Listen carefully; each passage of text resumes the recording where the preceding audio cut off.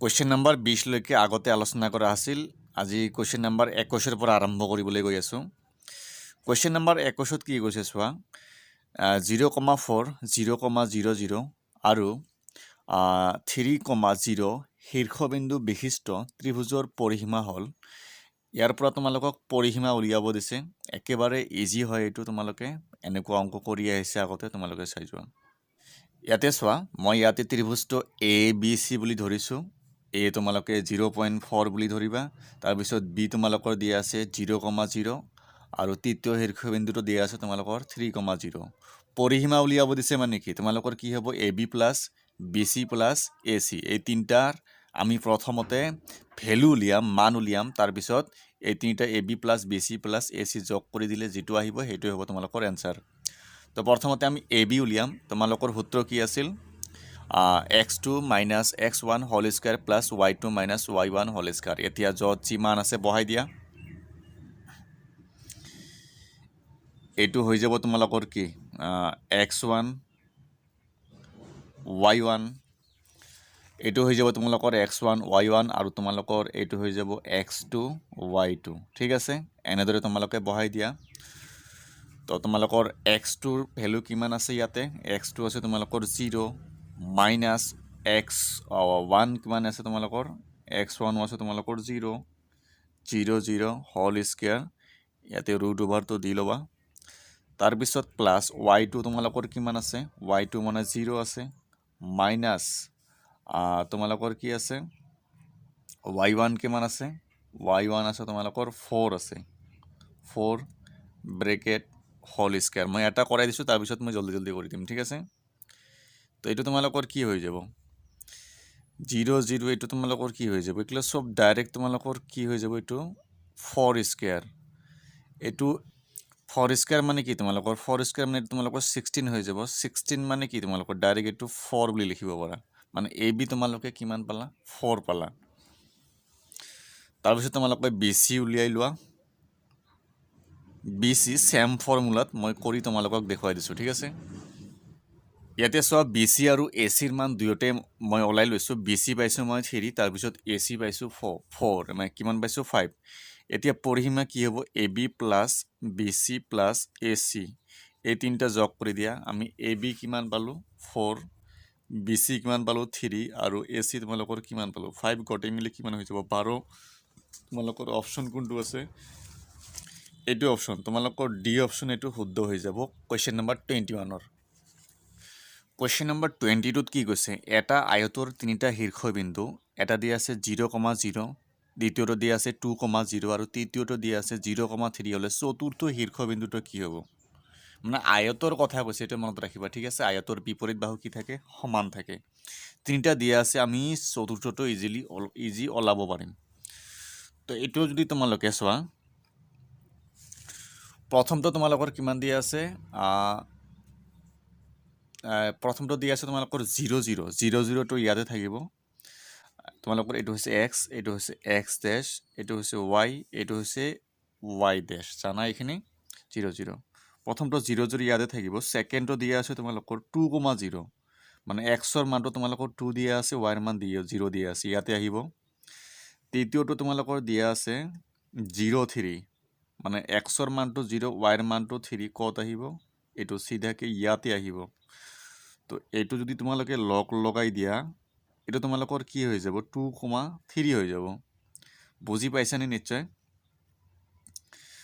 তো ইয়াতে চোৱা, এইটো আছে তোমালোকৰ কি 0,2 আৰু এইটো তোমালোকৰ, এইটো যদি তোমালোকৰ 0,2 হয়, তোমালোকৰ এইটো কিমান হৈ যাব, 0,2 হৈ যাব। মানে যিহেতু বিপৰীত বাহু সমান থাকে, এইটো হৈ যাব 0,2, এইটো 0,2।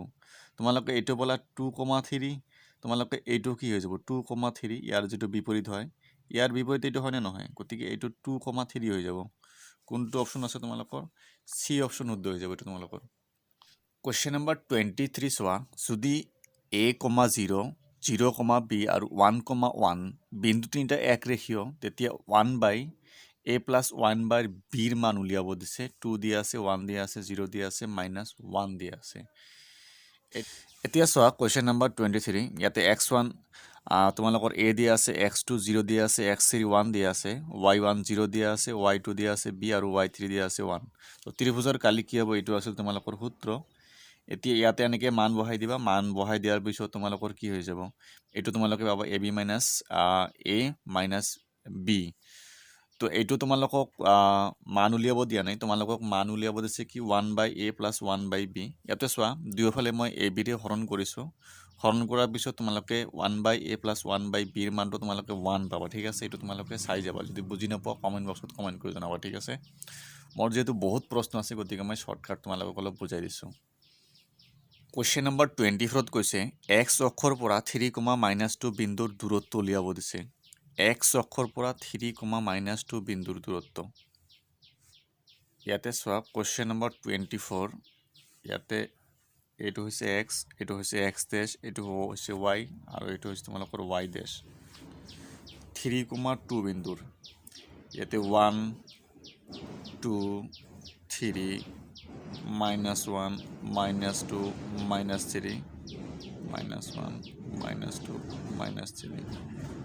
ইয়াতে চোৱা 24 নম্বৰত x অক্ষৰ পৰা 3,-2 মানে ইয়াতে xৰ মানটো দিয়া আছে তোমালোকৰ 3, yৰ মান দিয়া আছে কিমান -2, মানে ইয়াতে আহিব চোৱা এনেকুৱা আহিব। ইয়াতে তোমালোকক কৈছে কি x অক্ষৰ পৰা 3,-2 বিন্দুৰ দূৰত্ব। তো এইটো হৈছে তোমালোকৰ x অক্ষ, ইয়াৰ পৰা দূৰত্ব কিমান আছে, এইফালে যদি আহা তোমালোকৰ 2 একক আৰু তোমালোকে y অক্ষৰ পৰা যদি যোৱা এইটো হৈ যাব তোমালোকৰ 3 একক। তোমালোকৰ এনসাৰ কিমান হৈ যাব 2 একক। তোমালোকৰ কোনটো অপশ্যন আছে, তোমালোকৰ ডি অপশ্যন শুদ্ধ হৈ যাব এইটো। কুৱেশ্যন নম্বৰ 25 চোৱা, ৰামে x² - 3x - 10 = 0 দ্বিঘাত সমীকৰণটো মধ্য ৰাশি ভাঙি উৎপাদক বিশ্লেষণ পদ্ধতিৰে সমাধান কৰিবৰ কাৰণে তলত দিয়া স্তৰবোৰ কৰিলে। মানে ইয়াতে কোনটো ষ্টেপ ভুল আছে, স্তৰ ভুল আছে সেইটো তোমালোকক উলিয়াব দিছে। ঠিক আছে, x² - 3x - 10 এইটো আছিল তোমালোকৰ সমীকৰণটো। তো এইটো x² - 5x + 10 এইটো ঠিকে আছে। ইয়াতে x কমন আহিলে x - 5 হৈ যাব, +2 কমন আহিলে x - 5 হৈ যাব। ঠিক আছে, এইটো ঠিক আছে। x - 5 ইয়াতে x - 2 দিয়া আছে, x + 2 হ'ব লাগিছিল, এইটো 4 নম্বৰ ষ্টেপটো ভুল। তোমালোকে এইটো চি অপশ্যন শুদ্ধ হৈ যাব। ষ্টেপ 4টো ভুল আছে, মানে কোনটো স্তৰত ৰামে প্ৰথম ভুলটো কৰিলে, 4 নম্বৰ স্তৰত ভুল কৰিছে, গতিকে এইটো তোমালোকৰ শুদ্ধ। কুৱেশ্যন নম্বৰ 26 চোৱা, কৈছে যদি x² - ax + 1 = 0 সমীকৰণৰ দুটা ভিন্ন বাস্তৱ মূল থাকে তেতিয়া মডুলাছ a = b দিছে মডুলাছ a <2, c দিছে মডুলাছ > d দিছে মডুলাছ 2। এইটো তোমালোকে চোৱা ইয়াতে a ৰ মান কিমান দিয়া আছে 1, তাৰপিছত তোমালোকৰ বিৰ মান কিমান দিয়া আছে a, চিৰ মান দিয়া আছে 1। তোমালোকে ফৰ্মুলা কি পাইছিলা b² - 4ac, মানে বাস্তৱ মূল যদি থাকে তোমালোকৰ <0 হৈ যাব। এতিয়া মান বহাই দিয়া, b² মানে কি তোমালোকৰ এইটো তোমালোকৰ মাইনাছৰ আছে, b² মানে -a², 4 a মানে তোমালোকৰ 1, c মানে হৈছে তোমালোকৰ 1, <0 তোমালোকৰ এটাও কি হৈ যাব মাইনাছৰ আছে a² - 4, মানে এইটো তোমালোকে a² তোমালোকে ডাইৰেক্ট 4 লিখিব পাৰা, মানে a² > 2²। তো এতিয়া তোমালোকে এনেকৈ লিখিব পাৰা, এইটো মডুলাছ a <2 এনেকৈ তোমালোকে লিখিব পাৰা। তোমালোকৰ কোনটো অপশ্যন আছে, তোমালোকৰ ডি অপশ্যন শুদ্ধ হৈ যাব এইটো মডুলাছ a <2। কুৱেশ্যন নম্বৰ 27ত কি কৈছে, উক্তি 2x² + 4x = 0 সমীকৰণৰ মূল দুটা ±1 বুলি কৈছে। আমি এইটো প্ৰমাণ কৰিম, মানে এক্সৰ দুটা ভেলু উলিয়াব, মানে মূল পাম আমি, মূল দুটা কি হয় চাম। ইয়াতে এটা কৈছে +1, এটা -1 বুলি কৈছে, শুদ্ধ হয়নে নহয় আমি চাম। কি বুলি কৈছে কুৱেশ্যন নম্বৰ 27, 2x² + 4x + 2 = 0। এইটো তোমালোকে এনেকৈ লিখিব পাৰা 2x + 2x + 2x + 2 = 0। 2x common আহিলে কিমান হৈ যাব x + 1 + 2 কমন আহিলে x + 1 = 0। তাৰপিছত ইয়াতে চোৱা এক্স প্লাছ 1 হৈ যাব, এইটো টুৱাইছ এক্স প্লাছ 2 হৈ যাব ইকুৱেল 0। তো এক্স কিমান হৈ যাব, ডাইৰেক্ট মাইনাছৰ 1 লিখিলোঁ, আৰু এইটো কিমান হৈ যাব টুৱাইছ এক্স মাইনাছ 2 ইকুৱেল এইটো মাইনাছৰ 2 হৈ যাব। এক্সৰ মান ল'লে কি হ'ব, এইটো কেনচেল, মাইনাছ 1 হৈ যাব। মানে এক্সৰ ভেলু আমি দুইটা কি পাম, মাইনাছৰ 1 পাম। গতিকে যিটো 1 নম্বৰ উক্তি বুলি কৈছে এইটো অশুদ্ধ আছে, এইটো ভুল, ঠিক আছে। যুক্তিত কি কৈছে চোৱা, আৰু 2 নম্বৰ উক্তিত কি কৈছে, twice x square plus 4x plus 2 equal 0 সমীকৰণৰ মূল দুটা সমান, ঠিকে, দুটাই আমি -1 পাইছোঁ, দুয়োটাই সমান। গতিকে তোমালোকৰ বি অপশ্যন শুদ্ধ হৈ যাব, কেৱল 2 শুদ্ধ, তোমালোকৰ বি অপশ্যন শুদ্ধ এইটো। কুৱেশ্যন নম্বৰ 28 কি কৈছে চোৱা, যদি DEF আৰু PQR ত্ৰিভুজৰ ডি কোণটো কিউৰ সমান আৰু আৰ কোণটো ইৰ সমান, তেতিয়া তলৰ কোণটো শুদ্ধ নহয় উলিয়াব দিছে, ঠিক আছে। ইয়াতে চোৱা কুৱেশ্যন নম্বৰ 28 কি ত্ৰিভুজ কৈছে, এটা কৈছে DEF আৰু এটা কৈছে PQR।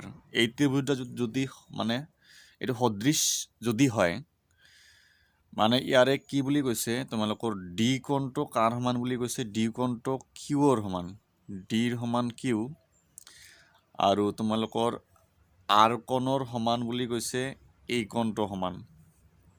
এতিয়া চোৱা, মানে কোণটো সমান নহয় বুলি তোমালোকক উলিয়াব দিছে। তোমালোকে ইয়াতে চোৱা, তোমালোকৰ ডি কোণটো তোমালোকৰ যদি কিউৰ সমান হ'বলগীয়া হয়, মানে ডি কিউ এনেকুৱা হ'ব, ঠিক আছে। তোমালোকৰ এই দুটা ত্ৰিভুজ সদৃশ হ'ব লাগিব, DEF সদৃশ ত্ৰিভুজ কিউ আৰ পি, ঠিক আছে, এনেকুৱা হ'ব লাগিব। তো তোমালোকৰ কি সমান হৈ যাব, ইয়াতে চোৱা DE, এইখিনি DE বাই তোমালোকৰ কি হ'ব, এইটো DE বাই QR হৈ যাব, QR ইকুৱেল তোমালোকৰ EF বাই RP হ'ব, আৰু তোমালোকৰ কি হ'ব DF বাই তোমালোকৰ এইটো হৈ যাব QP। এইকেইটাই সমান হ'ব এই ত্ৰিভুজ দুটা যদি সদৃশ হয়। ইয়াতে চোৱা কোনটো অশুদ্ধ হ'ব, তোমালোকৰ EF বাই RP। তোমালোকৰ এইটো বি অপশ্যন শুদ্ধ হৈ যাব, বি অপশ্যনটো অশুদ্ধ আছে, তোমালোকৰ এইটোৱে কাৰেক্ট এনচাৰ হ'ব। কুৱেশ্যন নম্বৰ 29 চোৱা কি কৈছে, ত্ৰিভুজ ABCৰ চি কোণটো 90 ডিগ্ৰী হ'লে cos A প্লাছ বিৰ মান হ'ব। ইজি অংক একেবাৰে। ইয়াতে চোৱা মই কৰিয়ে দিছোঁ, ইয়াতে চি কোণটো কিমান দিয়া আছে, 90 ডিগ্ৰী দিয়া আছে। এতিয়া চোৱা তোমালোকৰ কাৰ মান উলিয়াব দিছে, cos A প্লাছ বিৰ মান উলিয়াব দিছে। ইয়াতে চোৱা angle A plus angle B plus angle C কিমান হৈ যাব, তোমালোকৰ 180 degree. Angle A plus B plus মানে তোমালোকৰ চিটো কিমান দিয়া আছে, 90 ডিগ্ৰী, 180 ডিগ্ৰী। তোমালোকৰ A প্লাছ B কিমান হৈ যাব, 90 ডিগ্ৰী। এতিয়া ইয়াতে দুয়োফালে কছেৰে কছ পূৰণ কৰি দিয়া, ইফালেও কছ ইফালেও cos A plus B cos 90 degree, cos A plus B cos 90 degree মানে কি তোমালোকৰ আছিল 0 ডিগ্ৰী আছিল, তোমালোকৰ এই অপশ্যন শুদ্ধ হৈ যাব এইটো। কুৱেশ্যন নম্বৰ 30 চোৱা, যদি A আৰু B পূৰক কোণ হয় তেতিয়া তোমালোকৰ চোৱা ইফালে গোটেইকেইটা ইকুৱেল আছে, A নহ'ব, B নহ'ব, C নহ'ব, তোমালোকৰ D হ'ব লাগে। ইয়াতে চোৱা A প্লাছ B তোমালোকৰ কিমান দিয়া আছে, পূৰক কোণ মানে কি, দুটা কোণ মিলি 90 ডিগ্ৰী হ'ব লাগিব, A প্লাছ B 90 ডিগ্ৰী। এৰ মান যদি ওলোৱা তোমালোকে কি হ'ব, 90 মাইনাছ B হৈ যাব। ইয়াতে চোৱা মই দুয়োফালে চেকেৰে পূৰণ কৰি দিছোঁ, তো sec A equal sec 90 minus B। Sec মানে কি আছিল, চেক 90 মাইনাছ B মানে তোমালোকৰ কি হৈ যাব, কচেক B হৈ যাব, তোমালোকৰ ডি অপশ্যন শুদ্ধ এইটো। 31 নম্বৰটো এইটো মিলাব দিছে, চাইনে কচে 90 মাইনাছ এইটো তোমালোকৰ 0 হৈ যাব, তোমালোকৰ সূত্ৰ আছিল sec square A minus ten square A equal হৈ যাব 1, 9 cos square A plus 9 sine square A equal এইটো তোমালোকৰ 9 হৈ যাব, 10 cos তোমালোকৰ চাইনে হৈ যাব, তোমালোকৰ সূত্ৰ আছিল, তোমালোকৰ এইটো ডি অপশ্যন শুদ্ধ হৈ যাব। 32 নম্বৰটো চোৱা, এডাল সৰল ৰেখাই এটা বৃত্তক দুটা বিন্দুত ছেদ কৰিলে ই কি হ'ব। এটা বৃত্ত এটা সৰল ৰেখাই দুটা বিন্দুত ছেদ কৰাটো কি বুলি কয়, ছেদক বুলি কয়, তোমালোকৰ এই অপশ্যন শুদ্ধ এইটো। 33 কৈছে ABCD চতুৰ্ভুজৰ চাৰিওটা বাহু এটা বৃত্তৰ স্পৰ্শক হ'লে, এইটো তোমালোকৰ ডাইৰেক্ট তোমালোকৰ ডাঙৰ মানে এইটো কি আছিল প্ৰশ্ন আছিল, তোমালোকৰ বি অপশ্যন এইটো শুদ্ধ হৈ যাব এইটো, ঠিক আছে। এইটো মানে ডাঙৰ কুৱেশ্যন কৰিয়ে দিয়া হৈছিল 33 তোমালোকৰ এইটো মুখস্থ ৰাখিবা বি অপশ্যন শুদ্ধ তোমালোকৰ এইটো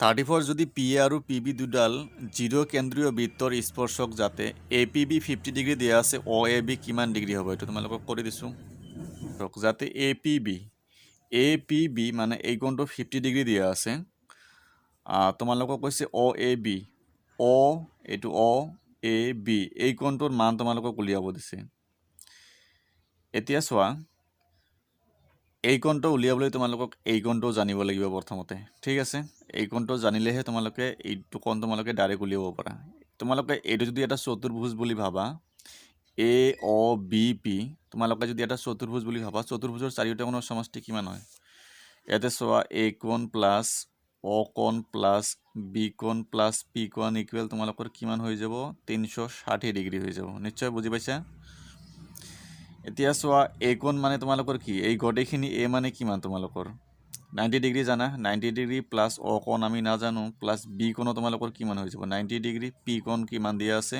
50 ডিগ্ৰী 360 ডিগ্ৰী এইটো তোমালোকে প্লাছ মাইনাছ কৰিলে তোমালোকৰ অ কোণটো পাবা তোমালোকৰ এইটো 130 ডিগ্ৰী পাবা ঠিক আছে এইটো প্লাছ মাইনাছ কৰিলে তো এইটো যদি 130 ডিগ্ৰী হয় তোমালোকে চোৱা অ কোণটো যদি 130 ডিগ্ৰী হয় এই বাকি দুইটা কোণ মিলি কিমান ডিগ্ৰী হ'ব 50 ডিগ্ৰী 50 আৰু 130 কিমান হৈ যাব 180 এইটো যদি তোমালোকে এটা ত্ৰিভুজ বুলি ভাবা এ অ বি এটা ত্ৰিভুজ বুলি ভাবা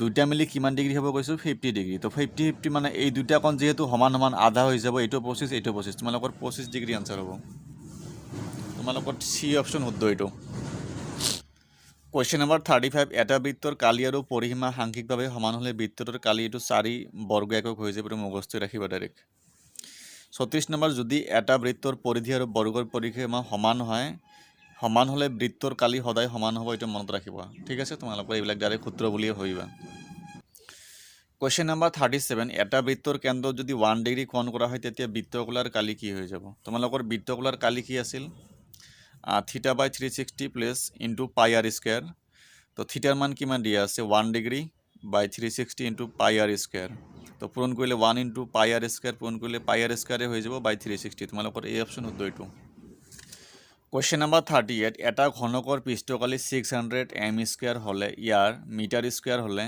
ইয়াৰ প্ৰতিটো কাষৰ দৈৰ্ঘ্য কি হ'ব তোমালোকৰ কাষৰ দৈৰ্ঘ্য উলিয়াব দিছে ঘনকৰ পৃষ্ঠকালিৰ সূত্ৰ কি আছিল তোমালোকৰ 6l স্কয়াৰ কিমান দিয়া আছে 600 6 এৰে 600 টো কাটিলে কিমান হৈ যাব 100 মানে নহলে l স্কয়াৰ কিমান হৈ যাব l স্কয়াৰ ইকুৱেল 100 যদি হয় l ৰ মান কিমান হৈ যাব 10 তোমালোকৰ বি অপশ্যন শুদ্ধ এইটো 39 চোৱা এটা ঘনকৰ পৃষ্ঠকালি 216 সেন্টিমিটাৰ স্কয়াৰ হ'লে ইয়াৰ আয়তন হ'ব আয়তনৰ ফৰ্মুলা কি আছিল তোমালোকৰ এটা চোৱা আয়তনৰ ফৰ্মুলা আছিল তোমালোকৰ l কিউব মানে তোমালোকৰ প্ৰথমতে l টো জানিব লাগিব তোমালোকৰ কি আছিল 6l স্কয়াৰ ইকুৱেল আগতৰ নিচিনা 216 দিয়া আছে 6 এৰে 216 কাটিলে তোমালোকে 36 পাবা তো l স্কয়াৰ যদি 36 হয় l ৰ মান কিমান হৈ যাব তোমালোকৰ 6 l কিউব তোমালোকৰ কি হ'ব এইটো হৈছে তোমালোকৰ ঘনকৰ আয়তনৰ সূত্ৰ 6 * 6 * 6 216 কত আছে তোমালোকৰ ডি অপশ্যন শুদ্ধ এইটো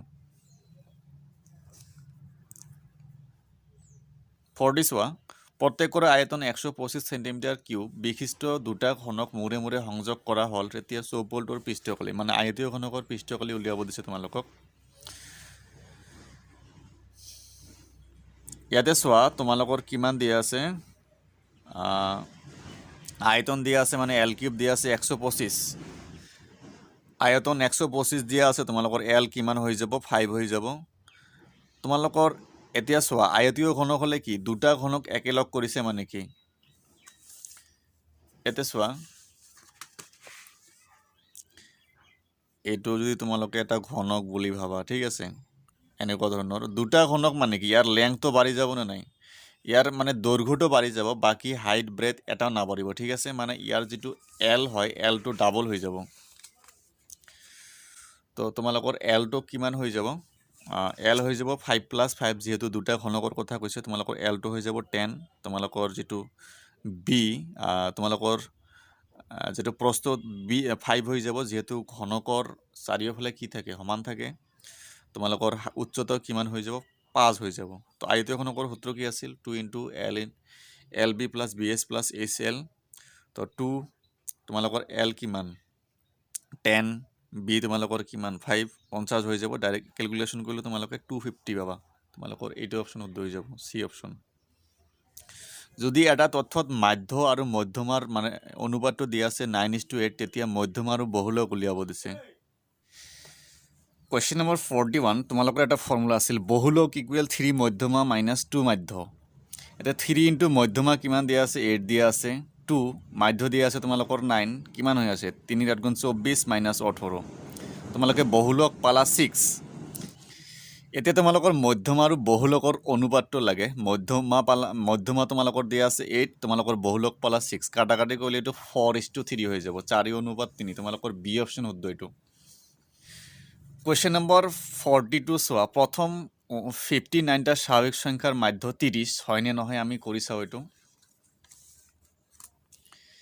এইটো চোৱা 42 S59 উলিয়াব দিছে ফৰ্মুলা তোমালোকৰ কি আছিল n * n + 1/2 n ৰ মান 59 n + 1 59 + 1 কিমান হৈ যাব 60/2 এইটো পূৰণ কৰিলে তোমাৰ কাটাকাটি কৰিলে হৈ যাব 1770 তোমালোকৰ মাধ্য লাগে মাধ্য কি আছিল মানে টোটাল কিমানটা n আছে বাই তোমালোকৰ এইটো 59 হৈ যাব কাটাকাটি কৰিলে 30 হৈ যাব মানে এইটো তোমালোকৰ শুদ্ধ আছে উক্তিটো শুদ্ধ আছে আৰু যুক্তি কি কৈছে প্ৰথম nটা স্বাভাৱিক সংখ্যাৰ যোগফল n * n + 1/2 এইটো শুদ্ধ কিন্তু ইয়াতে এটো কৈছে যোগফলৰ ক্ষেত্ৰত এইটো মাধ্যৰ ক্ষেত্ৰত কৈছে তোমালোকৰ বি অপচন শুদ্ধ হৈ যাব উক্তি আৰু যুক্তি দুয়োটাই শুদ্ধ উক্তি আৰু যুক্তি দুয়োটাই শুদ্ধ কিন্তু উক্তিৰ শুদ্ধ ব্যাখ্যা নহয় তোমালোকৰ বি অপচন শুদ্ধ এইটো কোৱেশ্চন নম্বৰ 43 এটা পৰিয়ালৰ 3জন ল'ৰা ছোৱালী আছে অতিকমেও এটা ল'ৰা পোৱাৰ সম্ভাৱিতা হল তোমালোকে এইটো চোৱা তোমালোকৰ 3জন কৈছে তোমালোকৰ মানে এইটো 2³ = 8 হৈ যাব তোমালোকৰ ঠিক আছে চোৱা তোমালোকে কেনেদৰে লিখিবা তোমালোকৰ এইটো হৈ যাব মানে তোমালোকে বেবি গিলা বয়স মই লিখিছো মানে বয়স বয় গার্ল তাৰ পিছত এইটো আধা কৰি দিয়া দুটা বি দুটা জি তাৰ পিছত এটা বি এটা জি তো ইয়াতে কি কৈছে অতিকমেও এটা ল'ৰা পোৱাৰ সম্ভাৱিতা কিমান হৈ যাব তোমালোকৰ ইয়াতে লাষ্টটো চোৱা এটাও ল'ৰা নাই গতিকে লাষ্টটো কেনসেল হৈ যাব বাকি তোমালোকৰ 7/8 তোমালোকৰ आंसर হৈ যাব ডি অপচন শুদ্ধ 44ত কৈছে তলৰ কোনটো ঘটনাই সম্ভাৱিতা বুজায় সম্ভাৱিতা হ'বলৈ <1 হ'ব লাগিব এটো <1 আছে এটো নহব এটো মাইনাসত আছে ঋণাত্মক হ'লে নহব এটো নহব তোমালোকৰ এটো ডিভাইড কৰিলে 1তকৈ বেছি হৈ যাব তোমালোকৰ সি অপচন শুদ্ধ হৈ যাব এটো নিশ্চিত ঘটনাৰ সম্ভাৱিতা হল এটো 1 তোমালোকে জানাই বৰপেটা ডিস্ট্ৰিক্টৰ গটেখিনি এমসিকিউ সলভ কৰি দিয়া হল বুজাত কিবা অসুবিধা হলে কমেন্ট বক্সত কমেন্ট কৰি জনাব পাৰা তোমালোকে ধন্যবাদ